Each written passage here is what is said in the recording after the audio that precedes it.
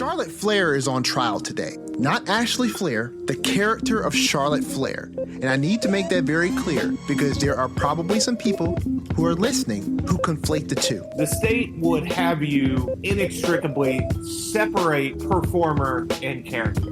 But I don't agree that that is 100% possible in this great business of professional wrestling. Ladies and gentlemen, this is a very special episode of the Lariat Lounge. You can tell it's special because I'm using my special voice, okay? This is the long-awaited trial of Charlotte Flair. We're outside the courtroom right now. I'm your host, Everson Godfrey, with co-host Andrew Skeens, Skeener. We've been waiting on this day for a while. What are you expecting to see in the courtroom today? I'm expecting my client, the wonderful, the great, the prestigious, the unmatched Charlotte Flair to be vindicated in a way and survive maybe some low blows from the prosecution. I don't know. I respect this guy on the other side, but we'll see. We'll see how clean of a case he runs here. But I'm just ready to do this. Game face is on. Well, I hear the prosecution has been, really working on their case. They believe that it's solid, that it's well-rounded, and well thought out. So, I hope the defense is up to the task. The burden of proof is on the prosecution. So without further ado, let's get right into the courtroom, okay? Cut the fluff. Let's get into the stuff. Put on my professional voice here. Okay, ladies and gentlemen, my name is Everson Godfrey. I represent the prosecution here. I am a professional wrestling fan. I've been a professional wrestling fan for as long as I can remember. If I wanted to put a number on it, it would obviously be well over 25 years. I have also been a fan of comic books. I'm a huge comic book fan. I've been reading comic books for just about as long as I've been watching professional wrestling. Why do I bring up comic books in a conversation about professional wrestling, and in particular about a character in professional wrestling? Well, I'll tell you. I started a podcast called the Lariat Lounge. This podcast is a podcast that puts emphasis on what is most important to me about professional wrestling. Characters matter. Stories matter. These are the things that bring us back day after day, week after week, month after month, year after year. We come back for the stories. There are great moments in wrestling, but those moments oftentimes are only in service of the stories. If the story isn't there, those moments fade away. They're captured in top 10 playlist. We'll remember those moments for as long as there are videos to memorialize them. But aside from that, they're just moments. Now, one of my favorite comic book characters, Peter Parker, Spider-Man. Everybody knows this story, right? Peter Parker is a kid. He's got two parents. Something happened to him. Their parents are no longer in the picture. Peter Parker lives with his Aunt May and his Uncle Ben. Peter Parker is a kid that excels in science. Smart guy. One day, Peter gets bit by a radioactive spider. He gains all the abilities of a spider proportionally. He can climb walls. He can swing from webs. He has a spider sense, all of the good things. And in one act of anger and frustration, he does not stop the man who ends up killing his Uncle Ben. His Uncle Ben was his moral compass, who taught him his golden rule, which was with great power comes great responsibility. This governs Peter's life. He goes to Empire State. He meets his friends. He becomes Spider-Man. He starts his career. He has ups and downs, highs and lows. Essentially, Peter Parker is like the common man, despite the fact that he could not be any more uncommon. That story, generally speaking, is one that comic fans know. But if you ask a layperson, what is his story? The character of Spider-Man, they could probably tell you most of those beats. People are endeared to Spider-Man for that story, for his character, what motivates him, the loss that he endures, and the fact that he continues to get back up. Another comic book character that everybody knows the story of is Superman, the last son of Krypton, faster than a speeding bullet, more powerful than a locomotive, standing for truth and justice in the American way. People know his story too. Krypton is dying, and his parents, in a last-ditch effort to save the thing that they care about the most, jettison baby Kal-El in a little spaceship off into space, moments before Krypton is obliterated. He ends up on planet Earth, crashing in Smallville, Kansas. He's raised by the Kents with morals and values that are laden in Americana. He grows older. He's very, very strong, godlike in his abilities. He goes to Metropolis. He becomes a mild-mannered reporter by day, and he saves the world as Superman. Everybody knows his story, even if you don't follow comic books. The biggest criticism that Superman seems to have, however, from comic book fans and lay fans alike, that Spider-Man does not have, is the fact that Superman does not ever really get portrayed as having many layers. Now, I'm a comic book fan. I know he does. I read the comics. I understand the nuance that's in there, even if it's not as deep, even if it's not as layered. I can appreciate Superman for what he is. I like the Boy Scout. But Superman is also the reason why we have MacGuffins in comics. You got to have kryptonite there in some way, shape, form, or fashion in order to bring the story down to a level where we even care about what happens. Because if you don't, Superman, as powerful as he is going to run through the competition. He's the strongest. He's the fastest. He's the roughest. He's the toughest. We've heard this before. But some people don't like that about the character of Superman. He does not have depth. He does not have a lot of character. He wins way too much. Now, I know that he's lost sometimes. I know he's lost quite a bit. I appreciate the Superman character, but I'm not here to argue about why a character like Superman is misunderstood. I'm here to speak to the idea of why people feel the way they do about a character like Superman and why they don't feel that way about a character like Spider-Man. Why do I bring comic books into this conversation at all? Well, there's a lot of parallels between the way that characters are made in comics and how characters are portrayed in professional wrestling. The difference is, in comic books, there is no human being behind the characters. There are writers, sure, but there is no human being who lends their own personality to these characters.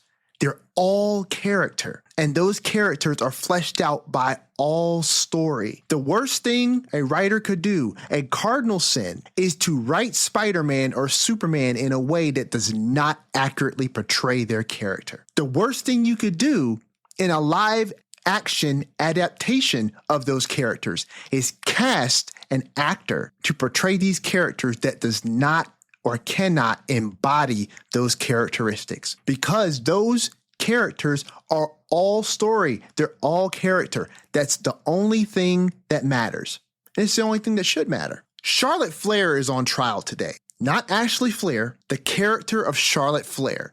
And I need to make that very clear because there are probably some people who are listening who conflate the two. And I want to make it very clear. We are talking about professional wrestling, and I'm talking about the character of Charlotte Flair. So let's talk about Charlotte Flair. 12 years in the WWE, started in NXT. She has had multiple incredible moments. She's had incredible matches. She's had incredible feuds. What Charlotte lacks, however, is incredible character development. Charlotte Flair, the character, has very few layers. She has very little depth. We can all point back to incredible moments for Charlotte, but we don't have the depth of character. It's just not present. Now, this could be the fault of WWE and their writing, the writing team. This could be the fault of Charlotte. However, one thing you can't argue is that it isn't true. So that's one point.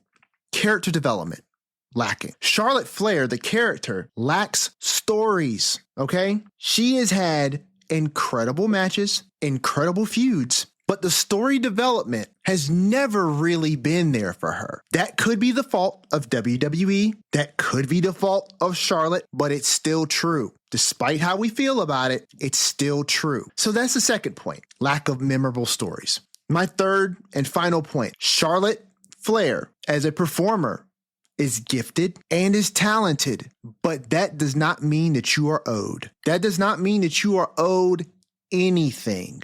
You're not owed title runs. You're not owed adoration. You're not owed praise. You're not owed a goated status. This industry is full of gifted and talented women and men who are not owed anything. There are other people I can think of off the top of my head who were also gifted and talented. Becky Lynch is gifted and talented. Bayley, gifted and talented. Mercedes Moné, gifted and talented. At some point, each of these individuals, including Charlotte Flair, were praised and loved and also booed and jeered. Inside and outside of character development. Inside and outside of their stories. 3 of these 4 individuals evolved. 1 did not. In my mind, there's a reason why people feel the way that they feel on occasion about each one of these individuals. For Charlotte Flair as a character, and mind you, this is all character, the lack of evolution, the lack of memorable stories, the lack of character development, these are all indicative of Superman, not Spider-Man. The same reason why people have criticisms about Superman, like them or not, they're still true. That doesn't mean I have to agree. That doesn't mean that I have to participate just because I recognize these things. But it doesn't mean that they're not true just because I may not always agree. Charlotte Flair as a character on screen is decorated, is venerated, is well pushed, gets plenty of time in front of the camera for the reasons that I've laid out, whether they are attributes of the character, attributes of the company, and over-reliance on athletic ability of the person, or the writing in general. The criticism, however we feel about it, is still true. With that, I end my opening statement. Is the floor now ceded to me? The floor is ceded to you, sir. Well, ladies and gentlemen of the jury, I won't be quite as verbose and maybe not quite as eloquent, but I will not take up as much of your time as the state did right there. Again, I will go back to that old legal maxim, and maybe our listeners remember this from our little preview a few weeks ago, but res ipsa loci. Latin phrase used a lot in the legal world, meaning the thing speaks for itself. And sometimes when you see something and, you can take the circumstances surrounding it, be it a 14-time world champion, it speaks for itself. And I think that's what it does with Charlotte Flair, is everything Charlotte Flair is and has done, again, speaks for itself. The state would have you inextricably separate performer and character. But I don't agree that that is 100% possible in this great business of professional wrestling that we watch. At some point, because this is not a movie, this is not a comic book, there's no reshoots, there's no retake, and then there's our live action stunt portion of this, the character and the performer are linked in a way that we can't unlink in every fan's mind, no matter how much you try, because there's so much of the performer in the character because of the way this form of entertainment, again, happens. It's live, no reshoots, no retakes. These are performers thinking, acting, doing completely crazy athletic maneuvers on their feet at the drop of a hat, improvising, all that. And that's done by the performer. That's not done by the character. The state would have you think about comic book. I say, hey, it's very easy to write and create and draw a perfect foil to your hero. He talks about casting in a movie. Again, you can cast someone that after 50 takes on a shoot can portray exactly what you need in the scene. That can't happen in professional wrestling. You have the people, the performers, and the characters that you have. And again, sometimes heroes, characters, maybe anti-heroes, are only as good as who they can go. And we can talk about it in a bit, but I think my client, Charlotte Flair's career, and therefore the character and the performer that, again, are linked as much as the state would have you try to separate. There comes a time where you can only be as good as who is across from you.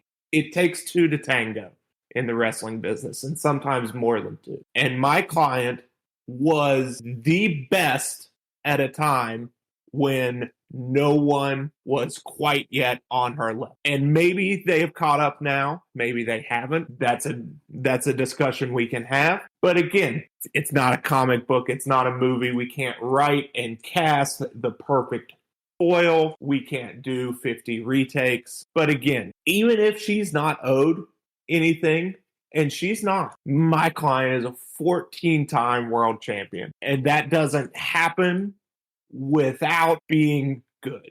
And being good is not just being good in the ring, it's being a good character. And it's being a character that the audience responds to one way or another. At some point, even if people don't like Superman, he's one of the, most famous properties there are out there. And just because Superman doesn't have the depth and the edges that maybe a Spider-Man does and doesn't have the same story, that doesn't mean the character at the end of the day hasn't been marketable and ultimately successful in what the creators set out to do, which in comics and film and media is quite like it is in professional wrestling. At the end of the day, it's a business that is supposed to make money, and a lot of money has been made by Superman.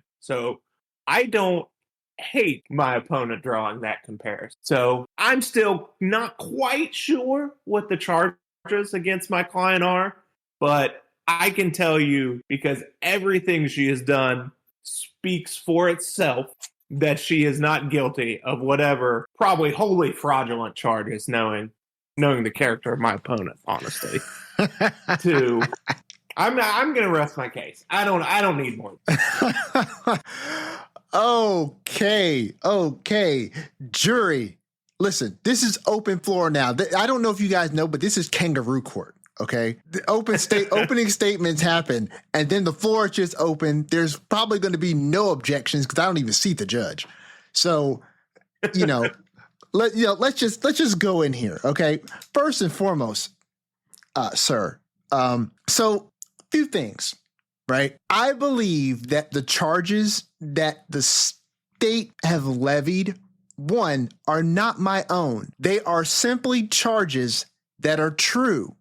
The true charges, I think, are that Charlotte Flair is not owed anyone's praise or anyone's lauding or touting as being the greatest just because she is who she is, right? May I remind you, okay? 14-time champion, okay? This can be written in. This can be written into the story because we're talking about professional wrestling. There are writers involved. There are narratives that are being woven.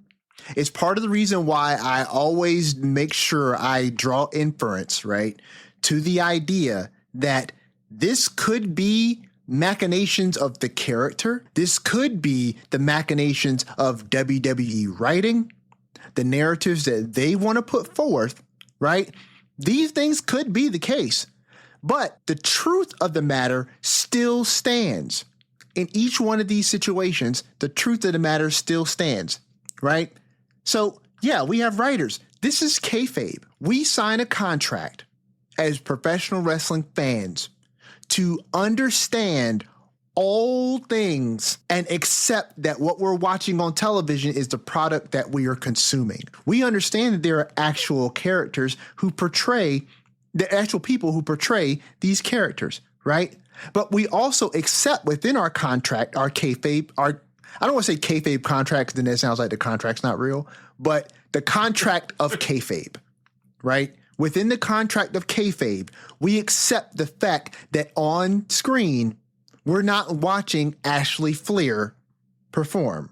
We're watching Charlotte Flair wrestle. You understand? Like, that's what we accept in the contract of kayfabe. Because we accept that, we have to accept that there are multiple things at play here that lead to the product that we're consuming. We know there are writers backstage, but we're supposed to not acknowledge the man behind the curtain. Fair. It's part of kayfabe. We accept the fact that Charlotte Flair is not a real person. Ashley Flair is the performer. We accept that. Cool. Part of the contract. With all that being said, when I draw the comparison to comic books and I draw draw out the idea that we do need to separate them, I think that's the only way we can adequately review this situation and criticize appropriately. Part of my argument, right, and my issue with the general consensus from detractors of Charlotte Flair, right, is the fact that these people don't do adequate separation. I think you have to, right? People will conflate the performance in the ring. They will also conflate how the writing team writes things. They'll also conflate the title wins as if any title win is real. Like, let's step behind the curtain here, right? Let's pull the curtain back. As if any title win is representation of an actual athletic competition. It's not. This is all performative for the enjoyment of professional wrestling fans as a product of professional wrestling. It's part of the kayfabe contract, the contract of kayfabe that we're a part of. We all have to accept multiple angles and view it as one point, the product we consume, and that's how this whole magic show works. If we don't do that, if we don't put separation between these things, you lead to arguments that are conflated between reality and fiction, kayfabe and shoot, performer and character. And I don't think that that's fair. And honestly, as the prosecution, I'm trying to be fair to your client. I'm trying to be fair to your client by separating these things because I don't think that it's fair to conflate them. That's what too many people do, right? So what I'm just trying to do is separate this and look at the character. The character of Charlotte Flair has very little character development. We don't have a connection. If I'm just purely looking at this as a wrestling fan, right? And honestly, if you really want a real understanding of what that looks like when we watch the product, look at the fans in the crowd that are under the age of 15. At any given point in the 12 years that Charlotte Flair has been active, right? I've seen plenty of Boss fans. I've seen plenty of huggers. I've seen plenty of the men. I don't see a bunch of Charlotte Flair people out there. I don't see them. I don't see little girls dressed up like Charlotte. I don't see a bunch of little girls with Charlotte Flair t-shirts on. Why? Because the character is not there for them to connect to. They don't have an emotional connection to this character. And listen, if that is part of her character, cool. No, I know shade. You know what I'm saying? But it doesn't mean that the point that I'm making is an untrue one, that there is little character development there. That is a true statement objectively. It is objectively a true statement that she has tons of memorable moments. Some of the best matches in the last 12 years of women's wrestling have had Charlotte Flair in them. Absolutely. And you're absolutely right. There needs to be two to tango. There needs to be two to tango. However, you could be that other dance partner that people don't talk about as being the GOAT. You know what I'm saying? Some of the best workers that we've ever had in the ring were not the star of the match. That's not to say that Charlotte's not a star. And that's not to say that she wasn't the star of the match. I'm just drawing comparison to the fact that some of the best matches have had some of the best workers in them who were not regarded as the best star in that match or the best star of that era. That's just an objective truth, like it or not, right? And then to the third point that I was making, right, which is because of this and this understanding, no one is owed anything. We as fans get to make up our own minds about who it is that we like and who it is that we dislike, who it is we get behind and who it is that we don't. Listen, pull back the curtain for a moment. This is something that we touched on in a couple episodes ago, right? Where we were talking about, let's not talk about the 4 horsewomen and the women's evolution, because I think this is an integral part of this story. And I hinted at this and I held the comment back because I wanted to save it for the special episode when I was talking about Mercedes. right? Love Mercedes. I never thought she was the best wrestler. There were a lot of people who thought she was. There were a lot of people who said she's the best wrestler in the world. I strongly disagree with that. Strongly disagree with that. And when I say wrestler, in my mind in that moment, what I was thinking about was her ability in the ring, right? She did not hold a candle to a Charlotte Flair whatsoever. And she played third to Bayley, right? If anything, she was on the same level as Becky Lynch, in my opinion, with regards to their wrestling ability. Now, all four of those women, I believe, are technically sound, but there are levels to this, right? There are levels to this. We all understand it. There are levels to this. And when you go a level above where Sasha and Becky were, Bayley, in my opinion, was a level above them. And then I believe that Charlotte was a couple levels above Bayley. Honest to goodness. I felt like that in my heart. However, I almost felt like because of those athletic gifts that some had versus what others had, I also felt like WWE writing, and maybe the performers themselves, I don't know, leaned into what it was that they could do, and they didn't put enough emphasis on their character. Bayley was all character coming out of NXT, and she could wrestle. It's one of the reasons why we still care about Bayley now, despite the fact that the company doesn't seem to really know what to do with her all the time, right?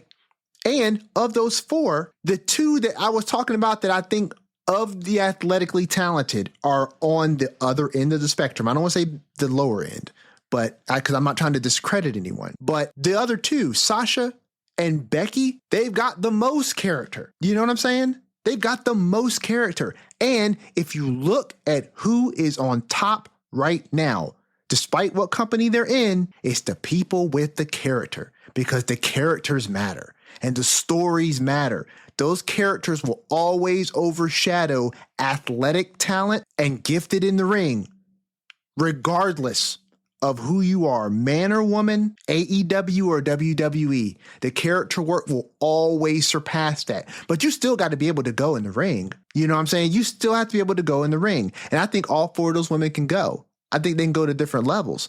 But I also think that when it comes to that character, the character work, I think that where Charlotte lacks in character work, she excels in her athleticism and her ability in the ring. And it's the reason why she is where she is. And my last point, and then I'll cede the floor back to you. So I think you were right in part of your opening statement that Charlotte was in a league of her own at a certain point in time. And yes, I do think that the women's division had to catch up to where she was, but they've caught up. And I think that because they've caught up, you're starting to see the deficiencies. You're starting to see not only some deficiencies, which is not an impugning of her character. It's just an assessment. You're starting to see some of the deficiencies. You're also starting to see some of the weaknesses in how she was written as a character over the years. They didn't put a lot of emphasis on that character work. And now that it matters more than it did before, right? It's not present. It's not present. In fact, it's glaringly missing. It's why we're hoping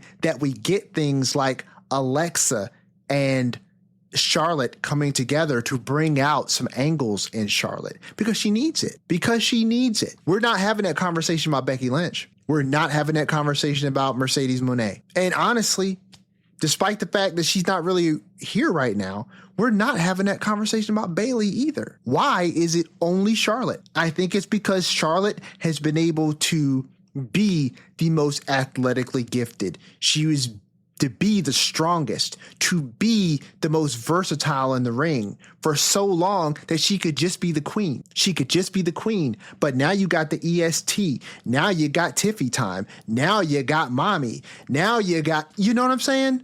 You've got all of these other people who can do what she can do and had to develop characters. The lower on the end is Tiffany. And ironically, they put her with Charlotte. That's all that's all I'm saying is I love Charlotte because I love professional wrestling. I love the characters. And like we've spoken about before, I love the people who are behind them. I love understanding who these people are, right? And I don't conflate them into their characters, because we could go down a slippery slope, you know what I'm saying, if we looked at characters that we loved and then judged them by the people who portray them. But yes, that's The floor is yours. So again, and I wanna say that I think no matter what we do here, the discussion is always going to be, at least in my mind, in a sense, flawed when it comes to discussing the success or failure and kind of specific characters, because we don't know what they're being told to do. And sure, I'm not going to use that as too much of a crutch, but it does kind of pervade in this discussion. Is I'm not saying they're telling Charlotte not to be good, but maybe she has been told and maybe she hasn't. Again, maybe this is a coping mechanism, but how much has she been allowed and what plays have been called for her in terms of, hey, go out there and show some depth? Because, and I'm sure, there has been times where she's been a quote unquote baby face, but a lot of the time she has been this character has been the big bad in a sense, and the great obstacle to overcome for the next great person, for the Tiffany's, for the Biancas.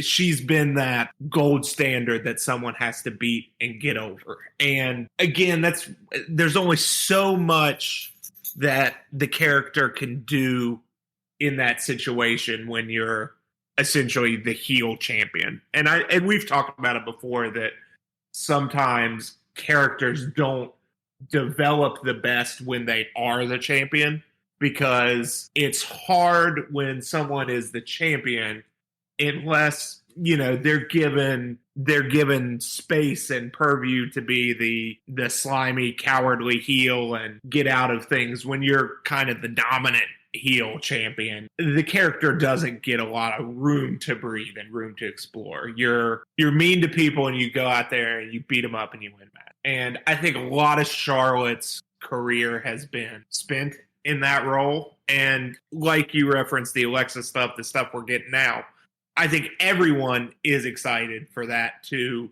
I'm not saying this character can't develop and it's been perfect, but it's just that I'm getting old enough to the point where I've seen things like this happen before, where I remember the internet, since like 2004 in wrestling. And I've seen this before where at the time, people don't appreciate the greatness of the people on top, and then it passes them by, and then they're gone, and then in 10 years, everyone loves them. Like, I remember the John Cena and the Randy Orton hate and all that, and not that it's straight one-to-one, but my goal here is to really get people to appreciate what we have in Charlotte Flair, and that's someone who is been so reliable, been so dominant, been so good. And I don't want to dwell on it, but I do think there's a part of this when I'm quote unquote defending Charlotte Flair, that even if you Everson are not attacking the person that is behind that character, I worry that we give the people that are such good ammo that, like, you make such good points and you're so eloquent with it that I don't need bad actors to get that good ammo. You know what I mean? Sure. That you're giving really good points to people that don't deserve them, essentially. But we won't dwell on that. Again, I just think that there's room in this business, and I'm fine with it, in wrestling, for different types of characters. We love the ones that are, deep and evolve over time. But I also can appreciate the consistency that it requires to, and you said they're not real championship wins, but you do it so often for so long. At that point, maybe you are that good. You know what I mean? Like 2-3 title wins, I'll give you. And granted, with Charlotte, a lot of them came real early when they were hot potatoing everything back and forth, and we're still figuring out the women's division. But it's been such a sustained run on top for so long that, again, I I'm a fan. I don't purport to know what's going on behind the scenes and to know what's best and what to do. I know what I like to watch. But at some point, I do cede to the fact that, hey, there are people in charge of the company that does this the best in the world. And they keep, relying on Charlotte, the performer, and this character in these spots without changing it. Because, again, I think if things weren't working the way they wanted to, they'll change things. Like, characters have changed. They've had drastic change. I think, again, and we don't know what she's been told to do, but if you can kind of surmise, I think the character has been successful, even if it's not my favorite and the most dynamic. And that's kind of the points I want to get to. And again, to make, hopefully people can appreciate that more before it's gone. Because like we said, or at least like I said before, like sometimes, at least in the past, like female superstars, they don't have careers that are as long. And Charlotte's had a bunch of injuries, a bunch of start-stops in the career lately. So, hopefully she goes another 10, 15 years, but we never know. So I just would like everyone like me to come around to appreciating what we've got and what we've gotten so far, even if it's not the absolute best. And again, I'll go back real quick before I cede the floor to you on, separating characters and performers. And I think it's really tough for a lot of people because it's not like a movie where Brad Pitt can make a really bad movie, but then he just goes on to the next one and the next few are good again. Like, this is the same continuous movie for a lot of people.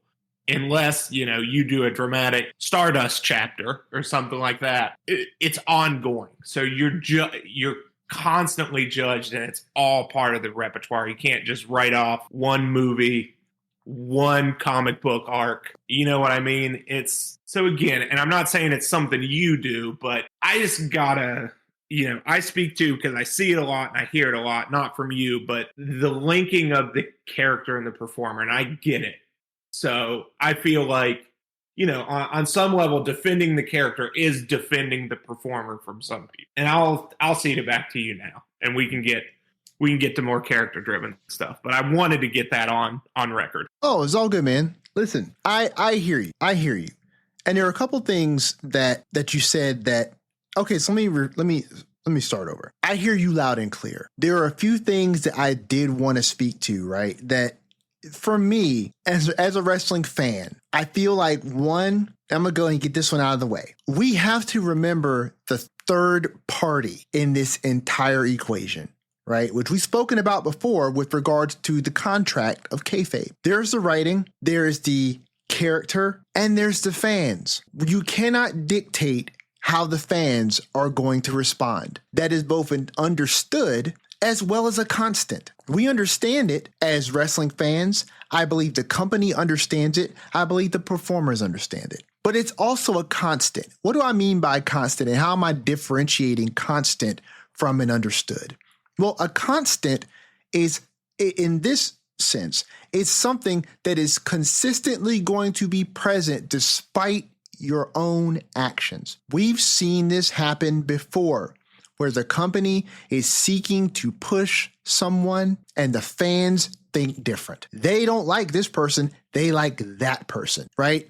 And despite how you try to portray this person, they're going to cheer for that person because that's the person that they like, whether they're heel or face, right? The fans are going to like who the fans like. Now, I'm not going to try to get into the head of each and every fan to deduce why it is that they like and dislike someone. But the truth still remains that the fans like who they like. You like Charlotte. You like Charlotte for the reasons that you like Charlotte.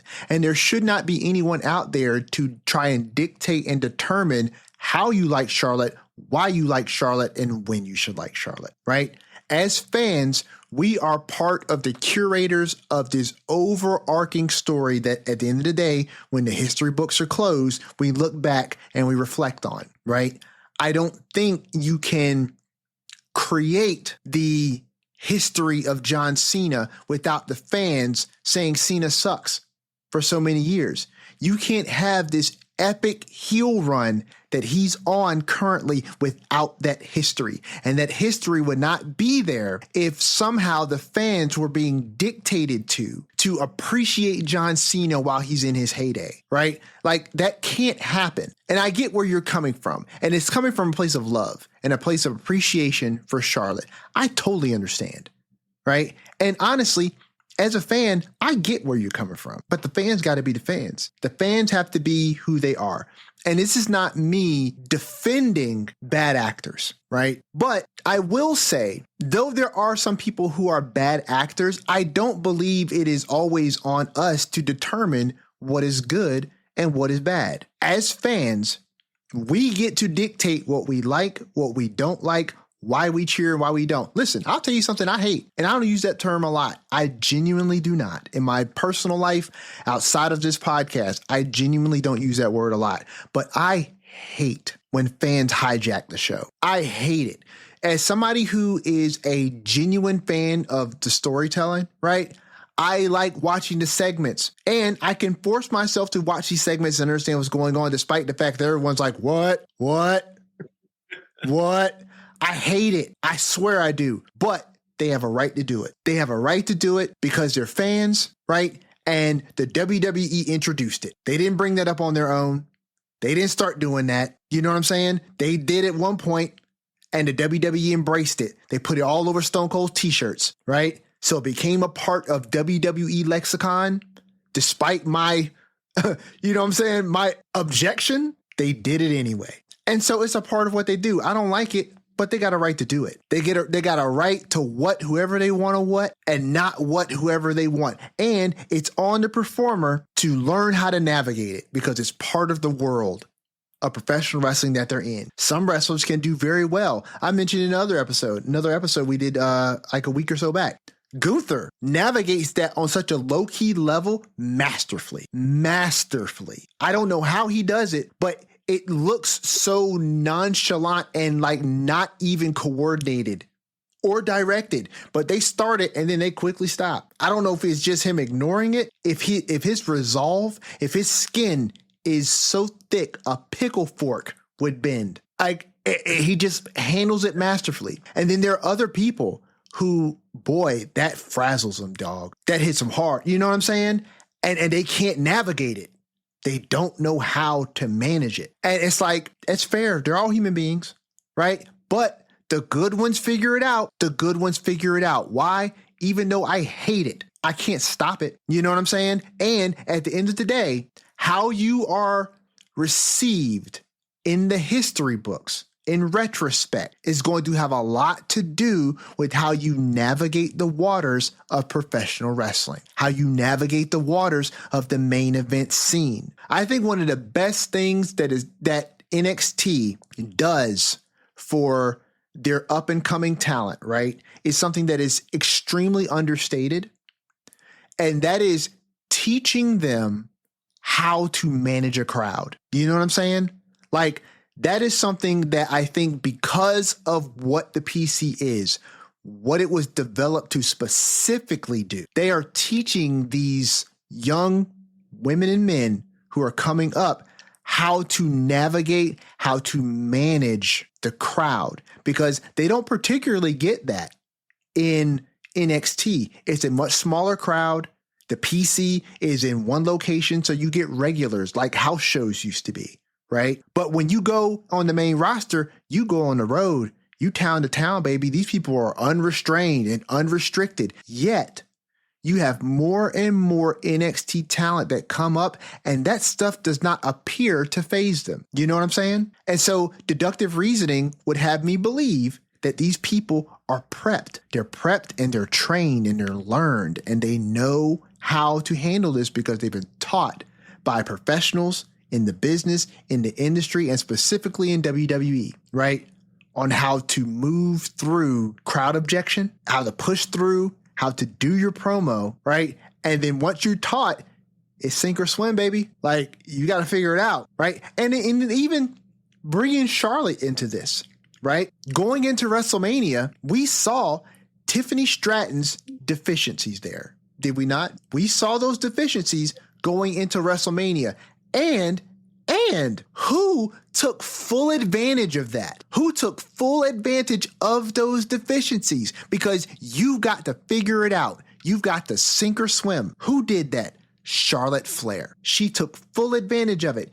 You cannot swing the headman's axe on one side of the fence and then be appalled that it gets swung at you when you're on the other side. You cannot do that. And I'm not saying that Charlotte particularly did that, right?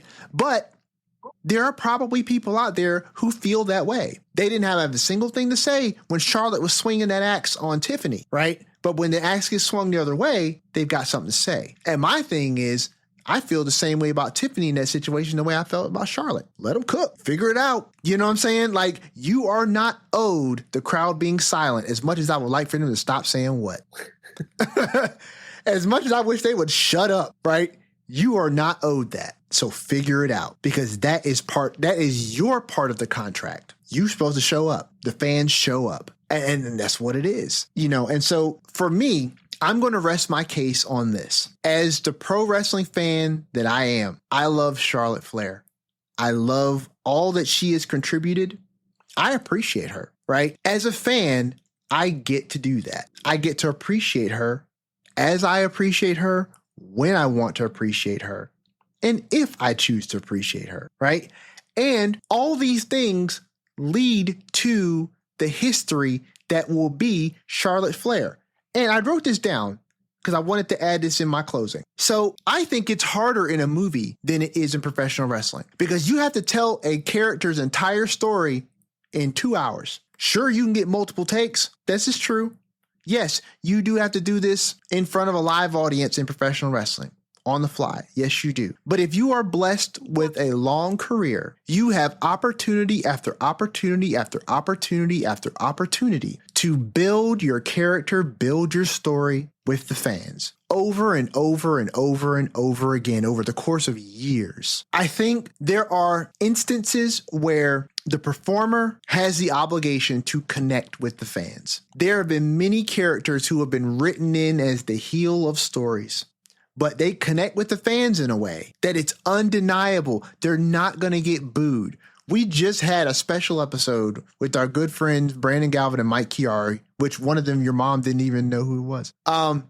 We just had a wonderful episode with them, right? Where we were talking about John Cena and a potential match against Logan Paul. And I believe it was you, and it might have been you and BG, that were saying that the difficulty with that is that in trying to portray Cena as a heel to put him against Logan, they're gonna cheer for Cena. Why? That's not the way the story would be written. Certainly not. But it's what the fans would have chosen to do. They cheered for Cena against Orton in St. Louis. That was Mike's point. The fans are gonna cheer for who they want.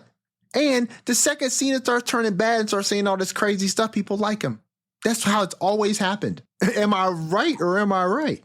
Like, that's how it's always happened. You start showing an edge, and if the edge that you're showing is something that the fans connect with, all of a sudden, they start cheering for you, and you're supposed to be the bad guy. So explain to me why you're the bad guy and people are booing you. Well, either A, it's because they are adhering to the social contract of the kayfabe that they're supposed to, or they're not connecting with you, even when you do things that they're supposed to connect with you on. But we see that happen with faces all the time that the company tries to force. You know what I'm saying? That happens with Cena. When he tried to force Cena into a position that the fans did not want, they booed and they didn't connect with him. The little kids did. He was a freaking action figure superhero to them, right? But the 20-somethings, not so much. But then Cena comes back years and years later, and he gets cheered. The Cena sucks chants are all gone. Why? Because we are adhering to the contract of what we get to do and be as fans, but we love the professional wrestlers. We love them. I just think that with Charlotte, whether it is the company, whether it's the way she's positioned, or otherwise, I just don't think that there are a lot of fans who have connected with her over the years in a way that makes her endearing to them. I think they do respect her. I think they do respect what she can do in the ring. And I do think they recognize the level of greatness that's in front of them. And they just don't like her. And it's like, That is fair. That is a fair point. That is a true point. And despite how we feel about it, it does not stop it from being true. With that, I rest my case. And, it is absolutely fair. And again, we come at this from, again, kind of different perspectives. And I think it's the nature of the side of the V we're on here. Sure. Is that I'm speaking not only to defend against what you're saying, but the larger perspective, because again, I think there are people that are going to, again, dislike and want to convict Charlotte for different reasons than what you're saying. So it's hard for me to play this role and stick to what you say. But if I'm taking in everything you just said about, arcs and heels connecting with the fans and getting cheered, my thing would be it's okay. And there's room in the business for that to not happen with everyone. And just because it's not, at least for me as a fan, and again, it probably comes back to I respect the folks that do this behind the character so much that same. Maybe I give more grace and more, allowances than others would to everyone on the card. But I think there's room in the business and there's room in the wrestling for the heel that people just don't like. And that's okay. But if it's getting the job done, then to me, that is quote unquote good. The character, wrestler, all that's kind of this at the end of the day. It's all character, wrestler, superstar. It's all the same word to me. It's can you go out there and accomplish your role in this story? And pretty much at every point, at least what I've seen and what I've taken away, Charlotte Flair, the character, the wrestler, the performer, the superstar, the 14-time world champion, whatever we want to call her, has been integral to the stories. And that's all I is. Even if she's there, even if we never get layers and edges and evolution of the character and something to latch onto, and now she gets cheered, I think it's been good because things have been accomplished when she is in there. And I haven't, at least for me, and look, I'm not telling people to not like it or to like it is a better word, to like it.